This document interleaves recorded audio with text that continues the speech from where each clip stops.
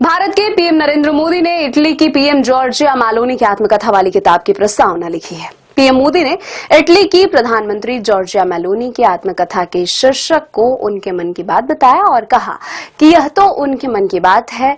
अपने रेडियो प्रसारण के शीर्षक से प्रेरणा लेते हुए प्रधानमंत्री नरेंद्र मोदी ने अपनी इतालवी समकक्ष जॉर्जिया मेलोनी की आत्मकथा के बारे में चर्चा की। मेलोनी की यह किताब जल्द ही लॉन्च होने वाली है। पीएम मोदी ने लिखा कि प्रस्तावना लिखना उनके लिए बहुत सम्मान की बात है। वह मेलोनी के प्रति सम्मान, प्रशंसा और मित्रता के साथ ऐसा कर रहे हैं जिन्हें वह देशभक्त और उत्कृष्ट समकालीन नेता मानते हैं।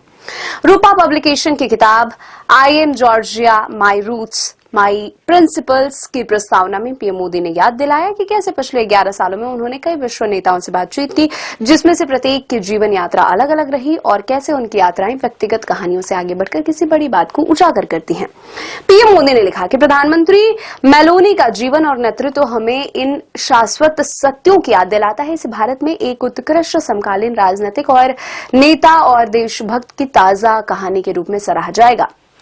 दुनिया के साथ समान स्तर पर जुड़ते हुए अपनी सांस्कृतिक विरासत की रक्षा करने में उनका विश्वास हमारे अपने मूल्यों को प्रतिबंधित करता है। पीएम मोदी ने मेलोनी की खूब प्रशंसा की और कई बार जिक्र किया कि कैसे उनकी प्रेरणादायक और ऐतिहासिक यात्रा भारतीयों के दिलों में गहराई से उतरी है। साथ ही यह भी कहा कि यह निश्चित रूप से भारतीय पाठकों को भी प्रभावित करेगी। लोकप्रिय राजनीतिक नेताओं की आत्मकथाओं की बात करें तो यह आत्मकथा पहले से ही एक लोकप्रिय बेस्ट सेलर है। इसका मूल संस्करण 2021 में लिखा गया था जब मेलोनी इटली में विपक्षी नेता थी। 1 साल बाद वह देश की पहली महिला प्रधानमंत्री बनी।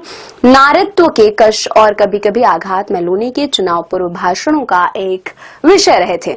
मैं जॉर्जिया हूं, मैं एक महिला हूं, मैं इतालवी हूं, मैं ईसाई हूं, आप ऐसे मुझसे नहीं छीन सकते हैं, उनका नारा था। उनके संस्करण में उनके खिलाफ चलाए गए बदनाम करने वाले अभियान के किस्से भी भरे पड़े हैं, क्योंकि वह एक महिला थी, एक अविवाहित मां थी और गर्भवती होने पर भी उन्होंने राजनीतिक गतिविधियों से परहेज नहीं किया।